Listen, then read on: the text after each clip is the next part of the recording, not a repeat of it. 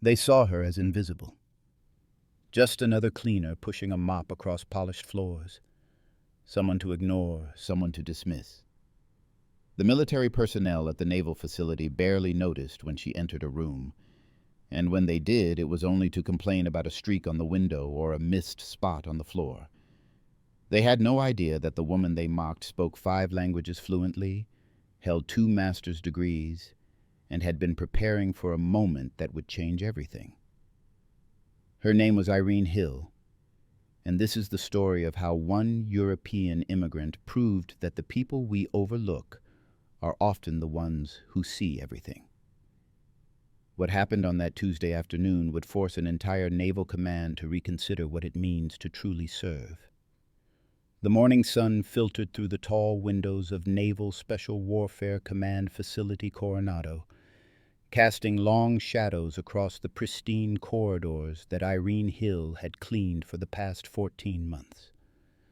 At 28 years old, she arrived each day at 5 in the morning, 2 hours before the first service members would begin trickling in for their duties. She preferred it that way. The silence, the solitude, gave her time to think, to observe, to prepare. Irene pushed her cleaning cart down the main corridor, the wheels squeaking slightly despite her regular maintenance. The cart held the standard supplies: industrial cleaner, microfiber cloths, a mop and bucket, garbage bags. But hidden beneath a false bottom that she'd carefully constructed were other items: language textbooks, tactical manuals she'd acquired from military surplus stores, detailed notes on emergency procedures she'd memorized from overheard conversations and discarded documents. She was born in a small village outside Cluj-Napoca, Romania, where her father had been a civil engineer and her mother a languages professor. Irene had inherited her mother's gift for languages and her father's analytical mind. By the time she was 15, she spoke Romanian, English, French, German, and Russian fluently. By 20, she'd earned degrees in international relations and strategic studies from Babeș-Bolyai University, graduating top of her class. But degrees meant nothing when you immigrated to America with barely enough money for rent, when you had no connections, no professional network, no one to vouch for your credentials. The cleaning job at the naval facility had been the only position she could secure that didn't require extensive background checks or professional references that would take months to verify. She'd taken it gratefully, seeing it not as a setback, but as an opportunity to learn, to observe, to understand how the American military actually functioned from the inside. "Excuse me, can you move?" A sharp voice cut through her thoughts. Lieutenant Bradley Hutchinson stood behind her, his dress whites immaculate, his expression one of barely concealed irritation. He was young, probably 32, with the kind of confidence that came from never being told no. "Some of us have actual work to do." "Of course, sir," Irene replied, her accent still thick despite years of practice. She stepped aside with her cart, pressing herself against the wall to let him pass. Hutchinson didn't thank her. He simply strode past as if she were part of the furniture, already on his phone discussing weekend plans with someone. Irene watched him go, then resumed her work. She'd learned not to expect courtesy. To most people here, she was invisible. The cleaning lady, the immigrant who barely spoke English, someone to be tolerated at best, ignored at worst. The irony wasn't lost on her. These people who worked in intelligence, who prided themselves on observation and assessment, couldn't see what was right in front of them. They never noticed that the cleaning lady who struggled with casual English conversation could read the classified terminology on their whiteboards. They never wondered why she took detailed notes in a small journal she kept in her apron pocket. They certainly never considered that someone they dismissed so completely might be more qualified than they imagined. By 7:30, the facility had come fully alive. Service members moved through the corridors with purpose, their conversations a mixture of professional jargon and casual banter. Irene cleaned the windows in the main briefing room, working slowly and methodically while a training session took place behind her. "The situation in Eastern Europe continues to evolve," Captain Patricia Vance was saying, pointing to a digital map display. "We're seeing increased military activity along several borders. The challenge is the language barrier. Our intercepted communications are in Romanian, Bulgarian, and Russian, and we're still waiting for translations from the Defense Language Institute. Could be days before we have actionable intelligence." Irene's hand paused on the window for just a moment. Romanian, her native language. She continued cleaning, but her ears were fully engaged now, processing every word of the briefing. The officers were discussing intercepted communications from a potential trafficking network operating in the Black Sea region. They had the raw intelligence but couldn't read it, couldn't understand the urgency coded into the language, the cultural context that would make certain phrases jump out as significant. "We need those translations yesterday," another officer complained. "If we're going to coordinate with European partners, we need to know what we're dealing with." "I've put in 3 requests," Vance replied, frustration evident in her voice. "But DLI is backlogged. Everything's marked urgent these days. We're not priority." Irene finished the windows and moved to empty the trash bins, her movements automatic while her mind raced. She could read those documents, could translate them in hours, not days, could probably identify the key intelligence that would make the difference in whatever operation they were planning. But who would listen to the cleaning lady? The afternoon brought a different kind of humiliation, one that Irene had learned to expect but never quite grew numb to. She was cleaning the officers' lounge when Lieutenant Hutchinson entered with 2 other junior officers, their voices loud with the kind of casual arrogance that came from recent promotions. "I'm telling you, the whole place is going downhill," Hutchinson was saying. "They're hiring anyone these days. Standards have dropped completely." "Tell me about it," replied Lieutenant James Kowalski, dropping onto one of the leather couches. "Did you see they're considering women for SEAL training again? It's a joke. Some things require physical standards, not political correctness." The third officer, Lieutenant Sarah Chen, rolled her eyes. "Here we go again with your Neanderthal opinions, Kowalski." "I'm just being realistic," Kowalski defended himself. "There are biological limitations. Facts don't care about your feelings." Irene continued wiping down tables, her presence apparently so insignificant that they didn't bother lowering their voices or changing the subject. She'd become expert at making herself invisible, at moving through spaces without drawing attention. It was a survival skill she'd developed long before coming to America. "Speaking of lowered standards," Hutchinson said, glancing at Irene before quickly looking away as if even acknowledging her existence was beneath him.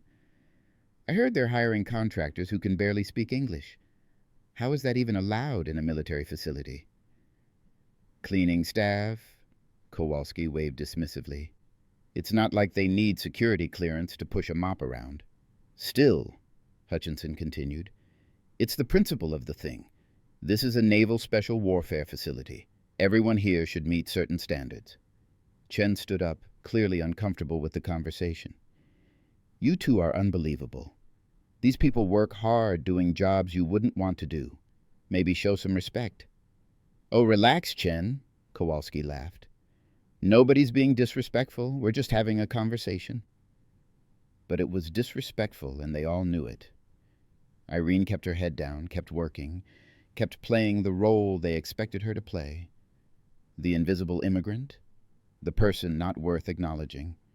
She'd learned that arguing, defending herself, trying to prove her worth only made things worse. Better to stay quiet, to let them underestimate her. She finished cleaning the lounge and moved to the hallway outside, where she could hear their conversation continuing without her presence to even momentarily temper it. "You know what the real problem is," Hutchinson was saying. "We're so focused on diversity and inclusion that we've forgotten about excellence, about actual qualifications."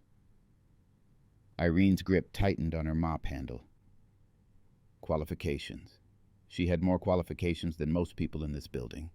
Master's degrees that had required years of study, research papers that had been published in international journals, language skills that took decades to develop. But none of that mattered because she pushed a mop for minimum wage. The afternoon dragged on with its familiar rhythm. Irene cleaned the administrative offices, the training rooms, the bathrooms that service members treated with careless disregard. She emptied trash bins full of discarded documents, many of which she noted contained information that should have been shredded according to the security protocols posted in every room. At 3 o'clock, she took her mandatory break in the small room designated for facility staff. The custodial supervisor, an older American man named Bill Crawford, was already there, eating a sandwich and scrolling through his phone. "Afternoon, Irene," he said pleasantly. Crawford was one of the few people who treated her like a human being. "How's your day going?" "Is good, thank you," Irene replied, reverting to the broken English she used in most interactions. It was easier that way. People expected less from her, asked fewer questions. "You work too hard, you know that," Crawford said. "I see you here at 5 every morning, stay late most nights. You're making the rest of us look bad." Irene smiled but said nothing. Let him think she worked hard because she needed the job, because she was grateful for the opportunity. Let him think whatever made him comfortable. The truth was more complicated. She worked those hours because that's when she could observe without interference, when she could read the documents left on desks and whiteboards, when she could educate herself about military procedures and protocols that might someday prove useful. "You ever think about doing something else?" Crawford asked. "I mean, you're young, smart. You could probably do better than this." "This job is good," Irene said, keeping her English simple. "I am happy here."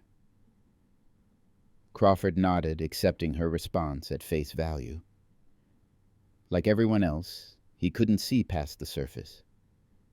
Couldn't imagine that the woman who cleaned his office might be more educated than he was, might be playing a longer game than anyone suspected.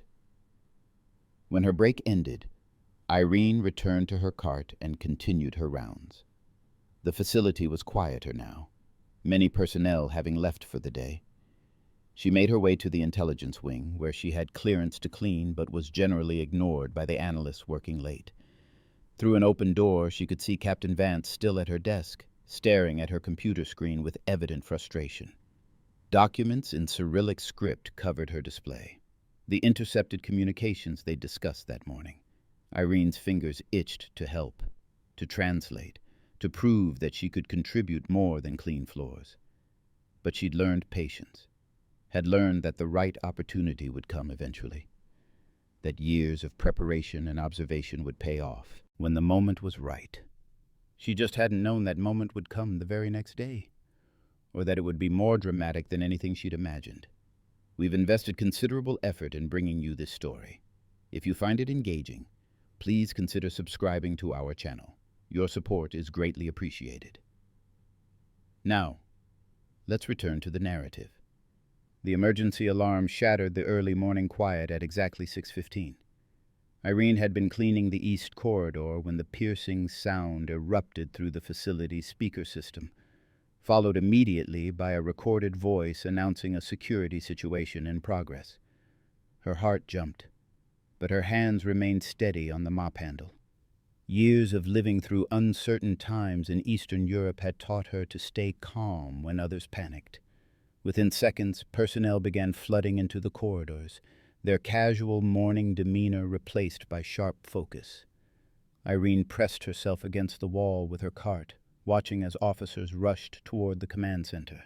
Through the chaos, she caught fragments of urgent conversation. Hostage situation, American contractors somewhere in Romania, they're demanding immediate extraction. Irene's breath caught. Romania, her homeland. She abandoned her cart and followed the stream of personnel at a discreet distance, her cleaning uniform making her invisible even in the midst of crisis. Nobody questioned her presence as she slipped into the back of the command center, where dozens of officers gathered around multiple display screens. Captain Vance stood at the center, her face tense as she coordinated with someone on speakerphone. "Say again? What's the exact location?" A crackling voice responded. "We've got 3 American contractors being held by an organized crime group near Constanza. They were working on infrastructure assessment and got caught in the wrong place. The group is demanding ransom, but more importantly, they're threatening to sell the contractors to a hostile foreign entity within 48 hours. "Do we have anyone on the ground?" another officer asked. "Negative. Our nearest assets are in Germany, 8 hours out minimum. And we've got a bigger problem. The criminals are communicating in Romanian and Russian. The intercepts we're getting are useless without immediate translation. DLI says it'll be 12 hours minimum before they can assign someone." 12 hours we don't have, Vance said, her frustration palpable. "We need to understand what we're dealing with now. What are their real demands? What's their timeline? Are they negotiating or stalling?" Lieutenant Hutchinson spoke up from it across the room. "Can't we use automated translation software?" "Already tried," an intelligence analyst responded. "The dialect is too specific. Lots of regional slang and coded language. Machine translation is giving us gibberish. We need someone who understands the cultural context, not just word-for-word translation." Irene's mind raced. She understood that dialect perfectly, had grown up hearing it in the streets of Cluj-Napoca. More than that, she understood the coded language that Romanian criminal organizations used, the cultural references that would be invisible to someone who hadn't lived there. She stepped forward before she could second-guess herself. "Excuse me, I can help." The room fell silent. Dozens of heads turned toward her, and Irene suddenly felt the weight of every dismissive glance she'd received over the past 14 months. Captain Vance's expression shifted from confusion to something approaching annoyance. "This is a restricted briefing," Vance said firmly. "Facility staff need to clear the area." "Captain, please," Irene said, her English suddenly crisp and clear, her accent controlled. "I speak fluent Romanian and Russian. I understand the regional dialects. I can translate your intercepts." Hutchinson laughed, the sound harsh in the tense room. "The cleaning lady speaks Romanian? That's convenient timing." "I am Romanian," Irene said, meeting his gaze steadily. "I have master's degrees in international relations and strategic studies from Babeș-Bolyai University. I have been listening to you struggle with these translations for months." The room erupted in confused murmurs. Vance held up her hand for silence, studying Irene with new intensity. "You're telling me you've been working here for over a year and nobody knew you had these qualifications?" "Nobody asked," Irene replied simply. The silence that followed Irene's statement felt like standing at the edge of a cliff. Captain Vance's expression cycled through disbelief, anger, and finally calculation as she processed this unexpected development. Lieutenant Hutchinson's face had gone red, whether from embarrassment or indignation, Irene couldn't tell. "This is ridiculous," Hutchinson said. "We're supposed to trust sensitive intelligence to someone who cleans toilets. This could be a security breach waiting to happen." "She's already in the room," Lieutenant Chen pointed out. "She's already heard everything we've discussed." Vance made a decision. "Someone get me this woman's background file, now." She turned to Irene, her voice sharp with authority. "You. What's your full name and how long have you had facility access?" "Irene Hill. 14 months with Coastal Cleaning Services. I have basic security clearance for facility maintenance." Irene kept her voice steady, professional. This was the moment she'd been preparing for, even if she hadn't known exactly when it would come. An analyst hurried over with a tablet, pulling up Irene's employment file. Vance scanned it quickly, her frown deepening. "This says you completed high school in Romania and worked various service jobs before immigrating. Nothing about university degrees." "The employment agency only verified what was necessary for cleaning work," Irene explained. I have my original diplomas and transcripts. I can provide them. I also have letters of recommendation from 3 professors at Babish-Bolyai, though they are several years old now. Another alarm sounded, this one from the communication station. Captain, we've got another intercept. The group is setting a new deadline. They're saying something about moving the contractors within 6 hours. Vance's jaw clenched. She looked at Irene, then at the untranslated text scrolling across the screen, then back at Irene. All right, Hill. You've got one chance to prove yourself. Translate this intercept. And it better be accurate because lives depend on it. Irene moved to the screen, her heart pounding, but her mind clear. The text was in Romanian, mixed with Russian phrases and local slang. She read it once, twice, processing not just the words but the subtext, the cultural implications. They're not really interested in ransom, Irene said, speaking clearly so everyone could hear. The deadline they gave is a deception. This phrase here, pescarush la mare, literally seagull at sea, it's a coded reference used by trafficking networks in the Constanza region. It means they're planning to move the contractors by boat, probably tonight, not in 6 hours. She continued reading, her finger tracing the text. And this part, they're arguing among themselves. One faction wants to negotiate, but the leader, he's using the phrase drum lung, long road. In this context, it means he's already committed to selling the contractors to a foreign buyer. The negotiations are just theater to keep American forces from mounting an immediate rescue. The room had gone completely silent. Everyone was staring at Irene with new eyes, seeing her perhaps for the first time. She continued her analysis, pointing out 3 more coded references that revealed the criminals' actual timeline, their internal disagreements, and most importantly, their planned route to the coast. When she finished, Vance turned to her senior intelligence analyst. Does this track with our other intelligence? The analyst, a gray-haired commander named Foster, nodded slowly. It actually makes sense of some intercepts we got yesterday that seemed contradictory. If they're planning a sea transfer, that aligns with unusual maritime activity we've been tracking in the Black Sea. How confident are you in this translation? Vance asked Irene directly. Completely confident, Captain. I grew up in this region. I understand not just the language, but the criminal culture. These coded phrases, they have been used by trafficking networks since I was a child.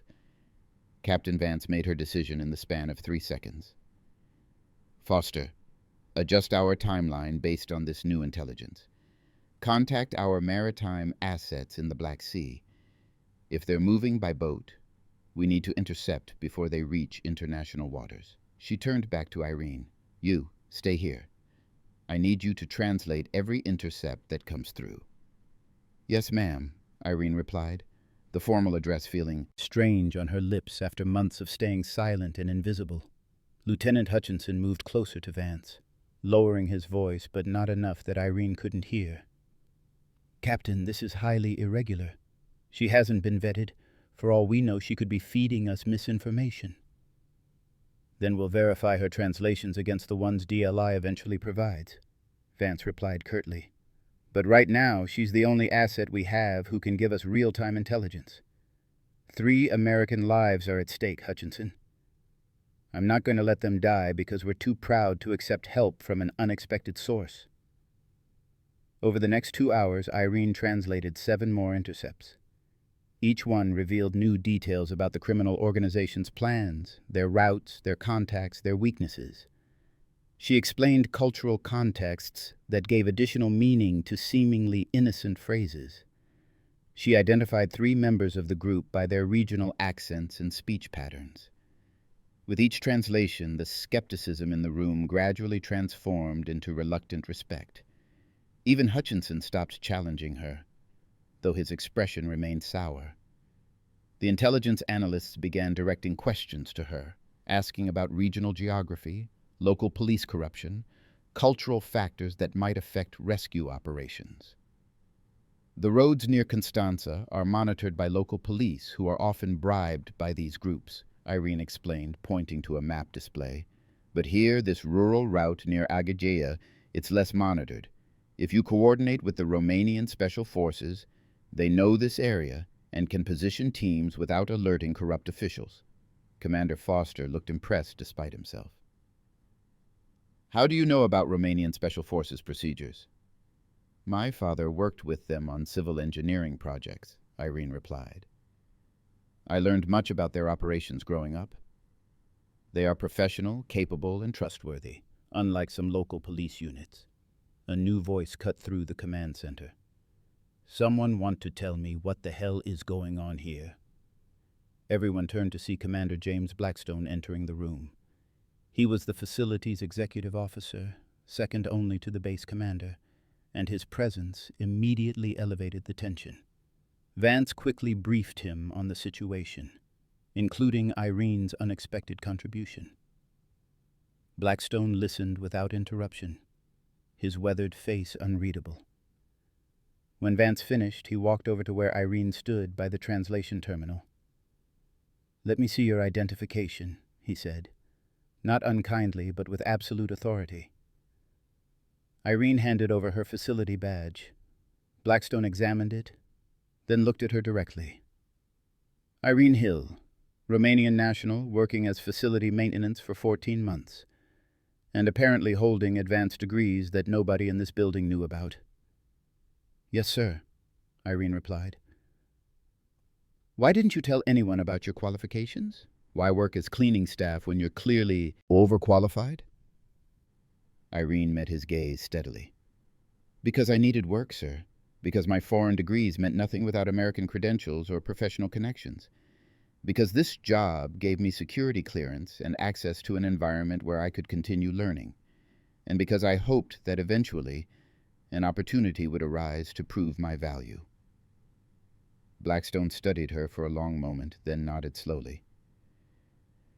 "Well, Hill, it seems that opportunity has arrived." Commander Blackstone turned to the assembled officers. "Listen up. We have American lives on the line and intelligence we desperately need.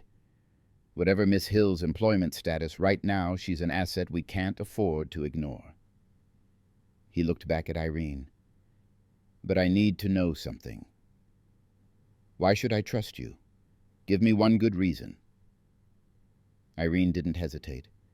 "Because I understand what it means to be invisible, Commander. To be dismissed, overlooked, underestimated. Those contractors being held, right now they're invisible too. Just numbers, just problems to be solved. But they're people with families, with lives that matter. I may clean floors, but I see people. I see details others miss. That's why you can trust me." The room was silent. Then Blackstone nodded. "Fair enough. Captain Vance, Miss Hill is now attached to this operation as a linguistic and cultural consultant.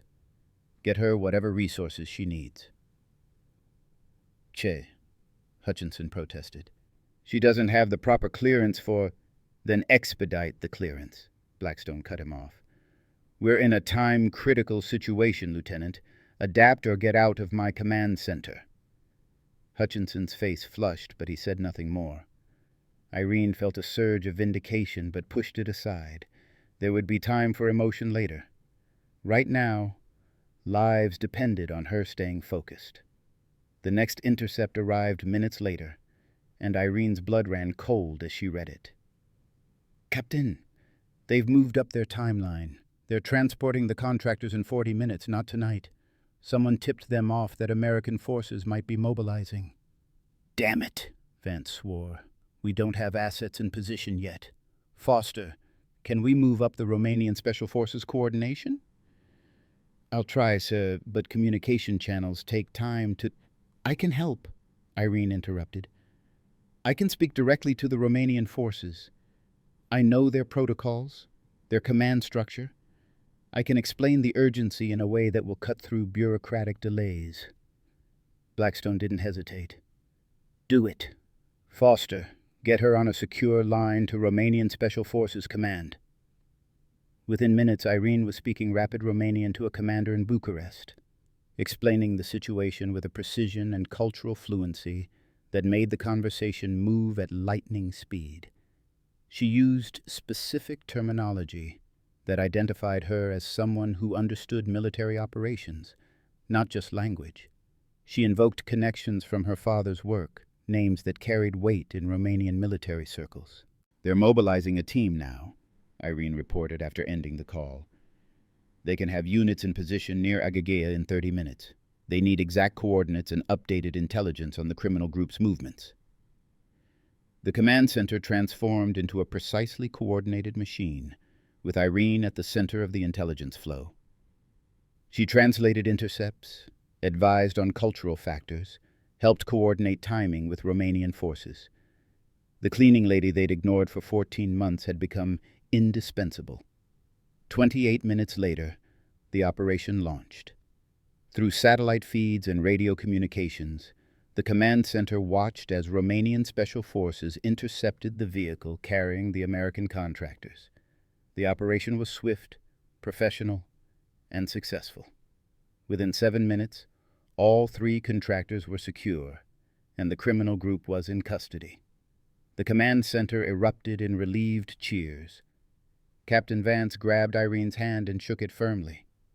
"Outstanding work, Hill. You saved 3 lives today." Commander Blackstone approached, his expression serious but respectful. "Miss Hill, I believe we need to have a conversation about your future employment at this facility. Something tells me you're wasted on cleaning duty." Irene smiled, exhausted but elated. For the first time in 14 months, she felt truly seen. The aftermath of the rescue operation unfolded over the following 72 hours like a controlled explosion. Irene found herself suddenly visible in ways that felt both validating and overwhelming. The woman who had spent 14 months being invisible was now the subject of intense scrutiny from multiple levels of command. Commander Blackstone had assigned her to temporary quarters in the administrative wing, while her security clearance underwent emergency review. It was a stark upgrade from the small apartment she shared with 2 other immigrants across town. The room was simple but clean, with a desk, a bed, and most importantly, respect. On the second day after the rescue, Irene was summoned to a formal debriefing. She entered the conference room to find not just Captain Vance and Commander Blackstone, but also 2 officers from Naval Intelligence and a representative from the Defense Language Institute. The atmosphere was professional but carried an undercurrent of something she couldn't quite identify. "Miss Hill, please sit," Blackstone began, gesturing to a chair at the head of the table. The positioning wasn't lost on Irene. She was being treated as a participant, not a subject. "We need to understand exactly what happened here, how someone with your qualifications ended up working as facility maintenance." Irene had prepared for this conversation. She explained her immigration journey, the challenges of getting foreign credentials recognized, the financial pressures that made waiting for proper certification impossible. She spoke of the catch-22 facing many immigrants, needed experience to get hired but couldn't get hired without American experience. "I chose this facility specifically," she admitted. "I researched which locations might eventually offer opportunities for someone with my background. I knew that working here, even in maintenance, would give me proximity to the kind of work I was trained for." "That's quite calculating," one of the Naval Intelligence officers observed. His name tag read Henderson, and his tone was neutral, neither approving nor disapproving. "It was strategic," Irene corrected gently. "I learned long ago that opportunity rarely finds you. You must position yourself where opportunity might appear." Captain Vance leaned forward. "For 14 months you observed classified briefings, overheard sensitive conversations, saw documents that weren't meant for your eyes. Yet you never reported what you saw, never offered your services. Why wait until a crisis?" It was the question Irene had known would come. "Because offering would have been meaningless, Captain. Who would have believed the cleaning lady claiming to have advanced degrees? I would have been dismissed as delusional, or, worse, investigated as a potential security risk. The only way to prove my value was through demonstrated competence during a moment when that competence was desperately needed.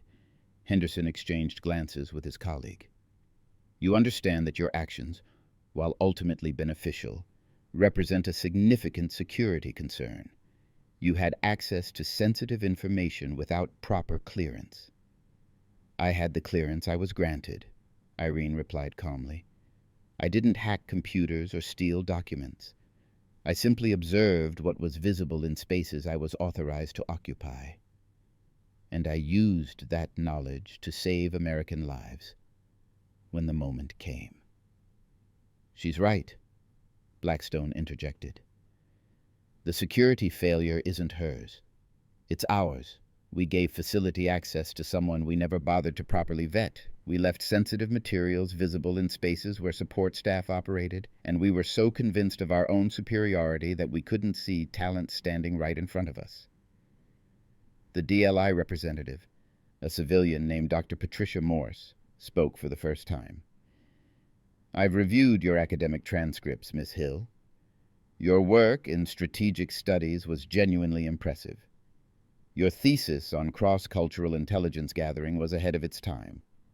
Why didn't you apply directly to positions that matched your qualifications?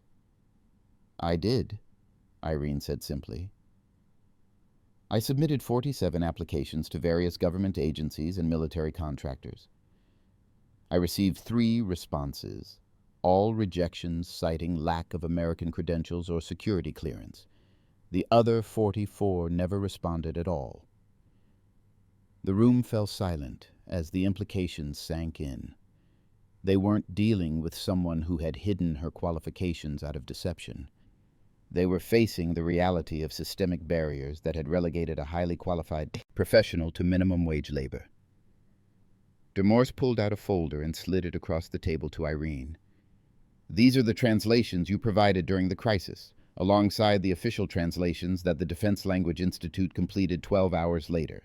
They're identical in every material aspect, and yours included cultural context that our translators missed. That's remarkable work, especially under pressure. Thank you, Irene said, examining the comparison documents. Seeing her rapid translations validated by official review felt like vindication, but she kept her expression neutral. Here's the situation, Commander Blackstone said, taking control of the meeting. We have 3 options regarding your status here. Option 1, we return you to your maintenance position and pretend this never happened. Option 2, we terminate your employment and you leave the facility. Option 3, we find a way to properly utilize your skills. Henderson shifted uncomfortably. Commander, with respect, Option 3 isn't simple. She doesn't have the necessary clearances, the proper vetting, the official certifications. We can't just promote a cleaning contractor into an intelligence role.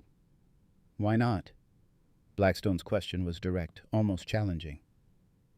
Because there are procedures, protocols, regulations, Henderson replied, clearly uncomfortable with having to explain basic bureaucratic reality to a superior officer. The same procedures and protocols that left us helpless during a hostage crisis? Blackstone's voice carried an edge now. The same regulations that would have cost 3 American contractors their lives if Miss Hill hadn't stepped forward. Those procedures, Captain Vance interjected diplomatically. I think what Commander Henderson is saying is that we need to find a way to work within the system while recognizing Miss Hill's value. We can't simply ignore security protocols, but we can expedite processes that normally take months. Exactly, Demorse agreed. The Defense Language Institute can fast-track her certification based on demonstrated competence. Her academic credentials can be evaluated on an expedited basis. With Commander Blackstone's recommendation, we can have her properly credentialed within 6 weeks. 6 weeks. Irene tried not to show her disappointment. After proving herself so dramatically, the idea of waiting another 6 weeks while bureaucracy ground forward felt like another form of dismissal.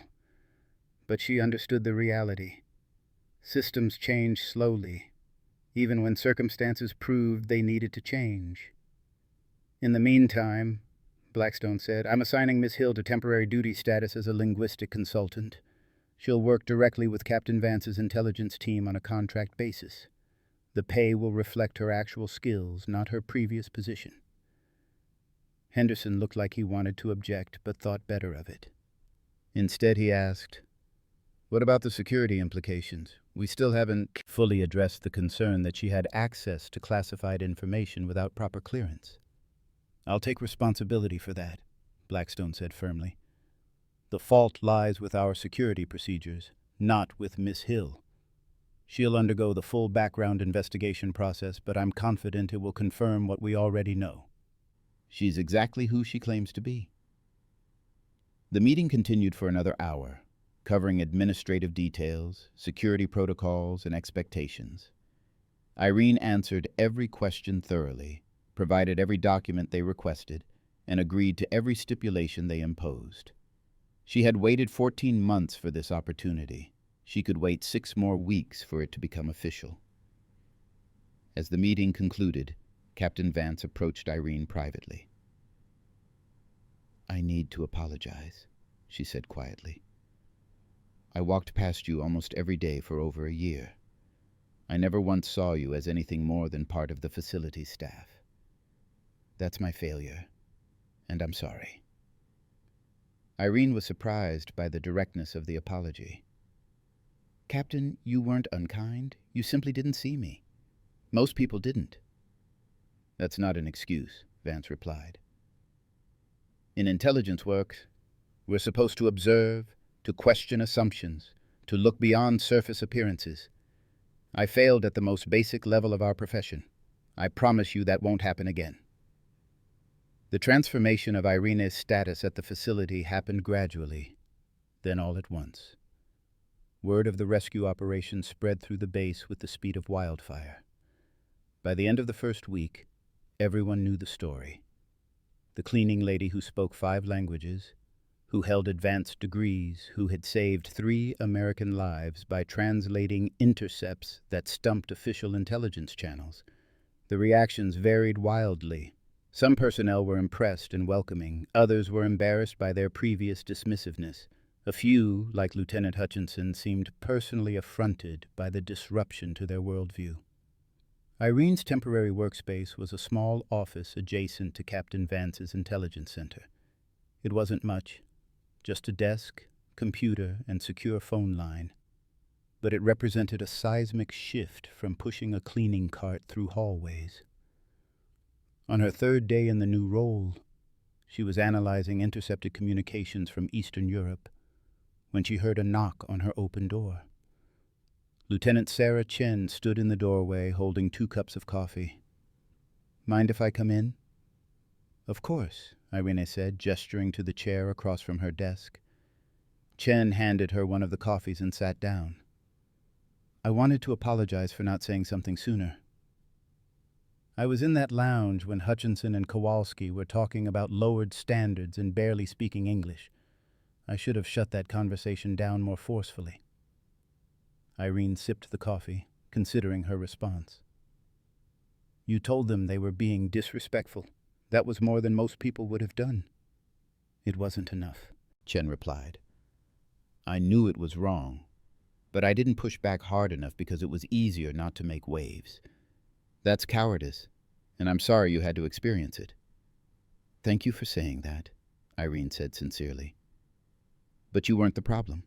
The problem was a system that made me invisible, that made people comfortable dismissing someone based on their job title and accent."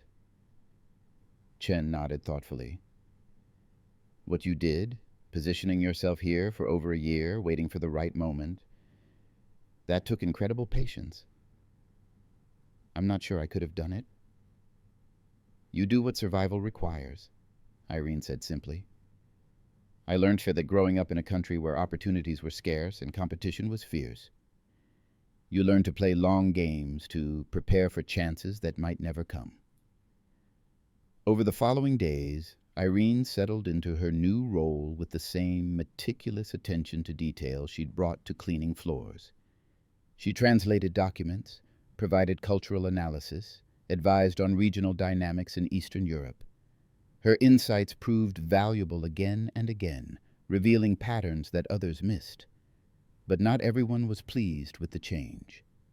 On Friday afternoon of her 2nd week, Lieutenant Hutchinson appeared at her office door. His expression was carefully neutral, but tension radiated from his posture. "Miss Hill, do you have a moment?" "Of course, Lieutenant. Please sit." Hutchinson remained standing. "I wanted to address something directly. There are concerns being raised about your rapid elevation. Questions about whether proper protocols were followed." "By whom?" Irene asked calmly. "That's not important. What's important is maintaining the integrity of our security procedures. You went from maintenance staff to intelligence consultant in a matter of days. That's unprecedented." Irene set down her pen and gave Hutchinson her full attention. "Lieutenant, are you concerned about security protocols? Or are you uncomfortable that someone you dismissed as insignificant proved to be more qualified than you expected?" Hutchinson's face flushed. "That's inappropriate." "Is it? You and Lieutenant Kowalski had a conversation in the officers' lounge about lowered standards and people who barely speak English. I was in the room cleaning tables that you were sitting at. You didn't even lower your voices." "That wasn't about you specifically." "It was exactly about people like me," Irene replied, her voice still calm but firm. "Immigrants, people with accents, people working jobs you consider beneath you. You made assumptions based on surface appearances. Those assumptions were wrong." Part 10, Hutchinson's jaw tightened. "Look, maybe I was wrong about you specifically, but that doesn't change the fact that there are proper channels for advancement. You can't just skip years of established career progression because you got lucky during one crisis." "Lucky?" Irene stood, meeting his eyes directly. "I spent 14 months preparing for a moment that might never come. I studied every night after working 10-hour shifts. I memorized protocols, learned terminologies, analyzed patterns. When the crisis came, I was ready because I had prepared, not because I was lucky." "You still should have gone through proper channels," Hutchinson insisted. "I tried," Irene said, pulling open her desk drawer and removing a folder. She handed it to him. 47 applications to government agencies and military contractors. 44 never responded. 3 sent form rejection letters. I went through channels. The channels failed me." Hutchinson opened the folder, scanning the rejection letters and non-responses. His expression shifted slightly, uncertainty creeping into his certainty. "The system isn't designed for people like me," Irene continued. "Foreign credentials that aren't automatically recognized, experience that doesn't fit neat categories, skills that don't match standard job descriptions. I could have spent years fighting bureaucracy while my skills atrophied and my savings depleted.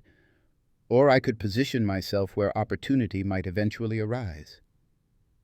"So, you manipulated the situation," Hutchinson said.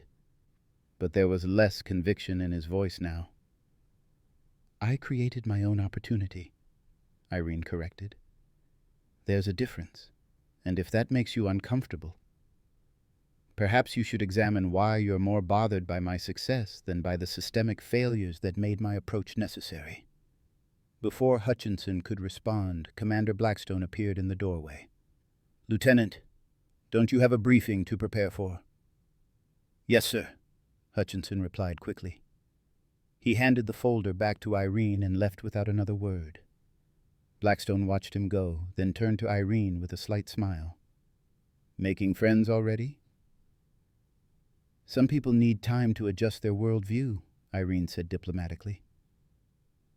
"Some people need a kick in the ass," Blackstone replied. "But that's not why I'm here. I wanted to inform you that your background investigation is progressing faster than expected. More importantly, I've been in contact with the Defense Intelligence Agency. They're very interested in your work." Irene's heart rate increased slightly. The DIA was one of the agencies that had never responded to her initial applications. "What kind of interest?" "The serious kind. They're proposing a civilian analyst position focused on Eastern European intelligence. It would mean leaving this facility, relocating to the Washington area, and working in a much larger organization. But it would also mean official recognition of your skills, proper compensation, and opportunities for advancement based on merit rather than bureaucratic obstacles. It was everything Irene had worked toward, the validation she'd sought for years. Yet she hesitated. When would this happen? They want you to start as soon as your clearances are finalized, probably 6 to 8 weeks. Blackstone studied her expression. You don't look as excited as I expected. I am excited, Irene assured him. But I've also spent 14 months at this facility. I know the people, the patterns, the regional focus. There's value in that institutional knowledge. There's also value in not limiting yourself to one location when you could have national impact, Blackstone countered. But the choice is yours. You've earned the right to decide your own path. After Blackstone left, Irene sat at her desk and thought about paths and choices. She'd spent so much time fighting to be seen, to be recognized, that she hadn't fully considered what would come after recognition arrived. The DIA position represented everything she'd wanted: respect, appropriate compensation, work that matched her qualifications. But it also meant leaving behind the people who were just beginning to see her clearly. Captain Vance, who had apologized sincerely, Lieutenant Chen, who had acknowledged her own failures, even Commander Blackstone, who had advocated for her when it would have been easier to maintain the status quo.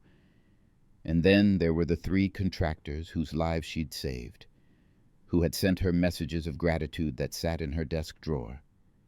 They would never have survived without her specific knowledge, her precise moment of intervention. Her phone rang, interrupting her thoughts. It was Captain Vance. Hill, I need you in the operations center. We've got a situation developing in Bulgaria. Multiple intercepts in languages you know. Can you come now? On my way, Captain, Irene replied, already gathering her materials. As she hurried toward the operations center, Irene realized something important. She'd spent 14 months being invisible, preparing for the moment when she could prove her worth. That moment had come, and the proof was irrefutable. But the real question wasn't whether she could succeed. It was what kind of success she wanted to build. The situation in Bulgaria evolved rapidly over the next 6 hours. What began as routine intercepts of criminal communications escalated into intelligence, suggesting a coordinated smuggling operation that crossed multiple borders. Irene found herself at the center of a multi-agency response, translating intercepts in Bulgarian, Romanian, and Russian, identifying coded references that revealed the scope of the operation. Captain Vance coordinated with European partners while Irene provided real-time cultural analysis. This phrase here, Irene explained, pointing to a transcript, it references a folk tale about a fox and a shepherd. In Bulgarian criminal culture, it's code for corrupting border officials. They're not just smuggling contraband, they're buying passage through official checkpoints. The intelligence proved crucial. Within hours, coordinated raids across 3 countries disrupted the network and intercepted shipments that included weapons destined for conflict zones. Once again, Irene's knowledge had made the difference between intelligence, gathering, and actionable operations.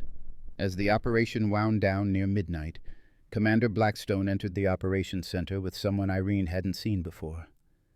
The man wore civilian clothes but carried himself with unmistakable military bearing.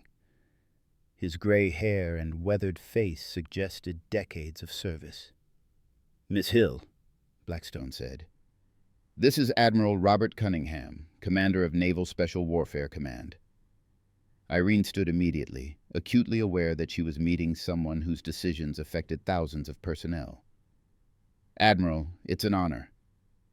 Cunningham's handshake was firm, his gaze assessing. "I've been hearing remarkable things about you, Miss Hill. Thought I should see for myself what all the fuss is about." He gestured to the displays showing the recently concluded Bulgarian operation. "Impressive work tonight." "Thank you, sir. I was simply applying skills I've developed over many years." "Skills you developed while mopping our floors," Cunningham said bluntly. "That's the part that bothers me, Miss Hill. Not your capabilities. Those are clearly exceptional. What bothers me is that we had you working here for 14 months and nobody recognized what we had." "With respect, Admiral, I was doing exactly what I was hired to do." The failure to recognize additional capabilities wasn't deliberate oversight. It was a system working as designed. Cunningham nodded slowly. Fair point. But it's a design flaw we need to fix. Commander Blackstone tells me you have an offer from the Defense Intelligence Agency. Yes, sir. A civilian analyst position focused on Eastern European intelligence. And are you planning to accept? Irene hesitated. Over the past weeks, she'd gone back and forth on this question. The DIA position offered prestige, better compensation, and national-level impact, but something held her back. I haven't decided, Admiral. Good, Cunningham said, because I'd like to make you a different offer. How would you feel about joining Naval Special Warfare Command in a newly created position? Cultural Intelligence Advisor. You'd work directly with operational planning teams, providing the kind of real-time cultural and linguistic analysis that you've demonstrated here. The offer caught Irene completely off guard. Admiral, I'm honored, but I'm not military personnel. I don't have formal training in special operations. No, but you have something potentially more valuable. Genuine cultural expertise combined with strategic thinking. My operators are excellent at what they do, but they're limited by not understanding the cultural context they operate in. You could change that. Captain Vance spoke up. Sir, if I may, Miss Hill has proven that civilian expertise can be integrated effectively with military operations. Her perspective during both the Romanian hostage situation and tonight's operation was invaluable precisely because she sees things differently than uniformed personnel.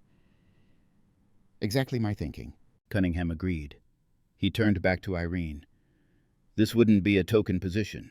You'd have real authority to influence operational planning.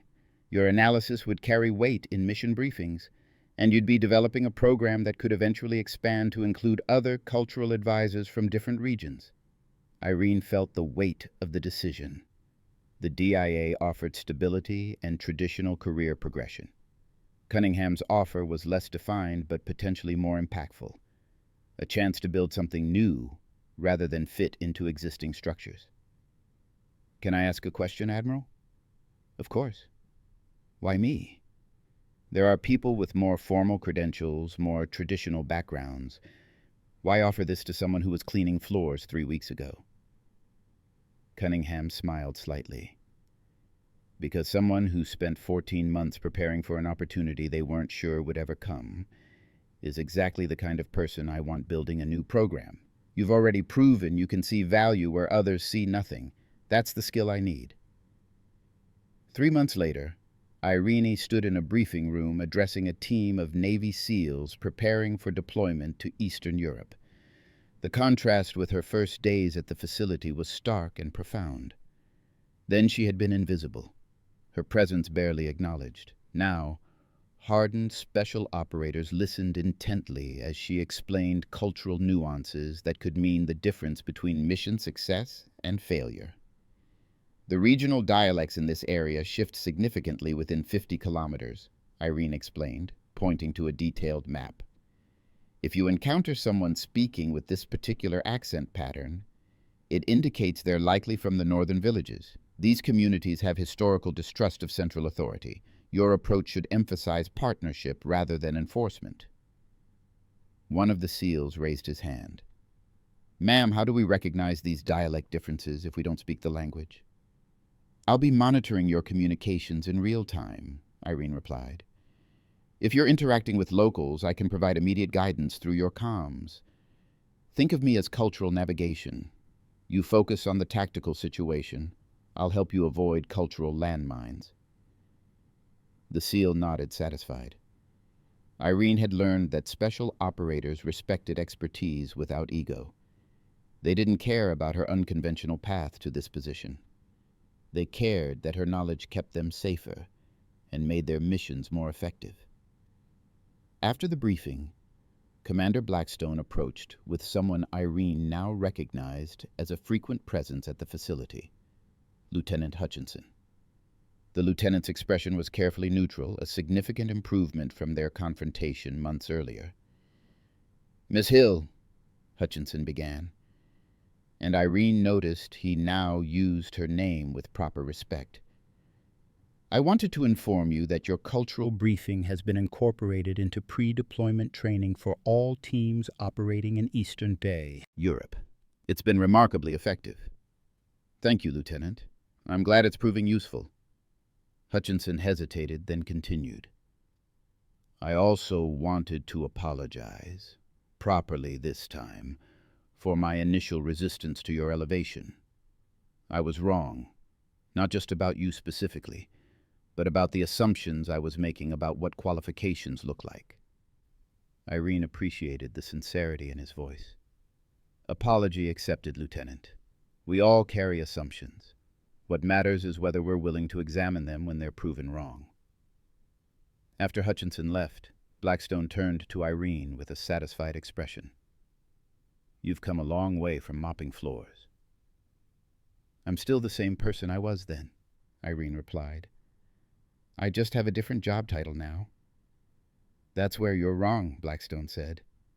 You're not the same person. You've grown into authority, learned to command respect, not just through competence, but through presence. The woman I met 3 months ago was brilliant but invisible.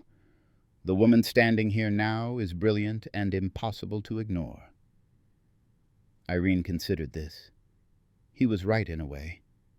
She had changed, not in her skills or knowledge, but in her willingness to claim space, to assert her value without apology. The 14 months of invisibility had taught her patience, but the months since had taught her something equally important, the necessity of being seen.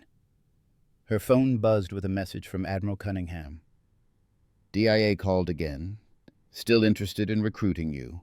Told them you're too valuable where you are. Hope that's still accurate? Irene smiled and typed her response. Very accurate, sir. This is exactly where I need to be.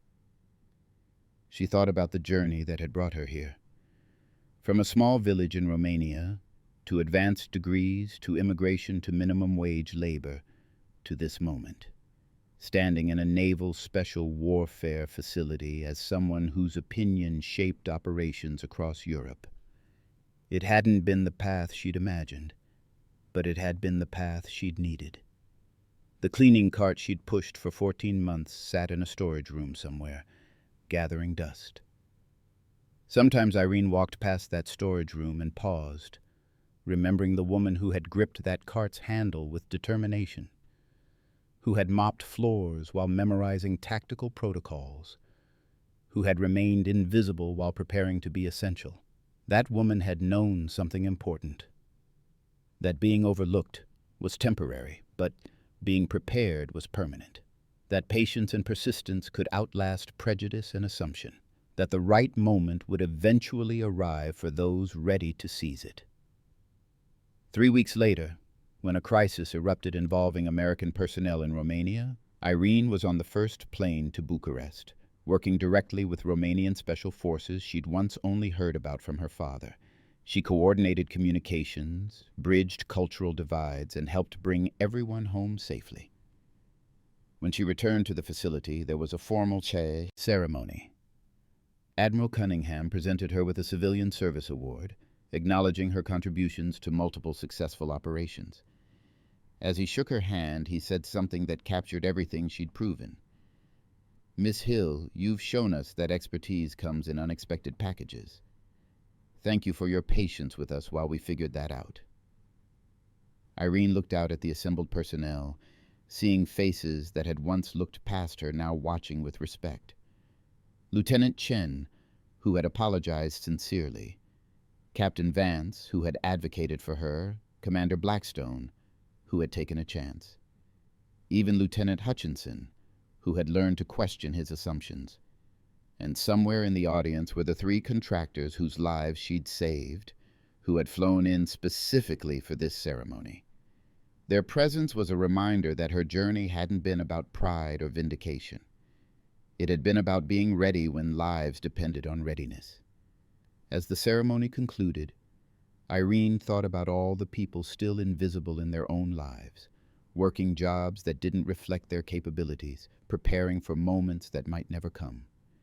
She hoped her story would reach them, would remind them that invisibility was temporary but preparation was permanent. The woman they'd mocked for mopping floors had proven that seeing clearly required looking beyond surfaces, that strength came in unexpected forms, and that the people we dismiss often have the most to teach us. She had been invisible. Now she was essential, and that made all the difference. Up next, you've got two more standout stories right on your screen. If this one hit the mark, you won't want to pass these up. Just click and check them out. And don't forget to subscribe and turn on the notification bell so you don't miss any upload from us.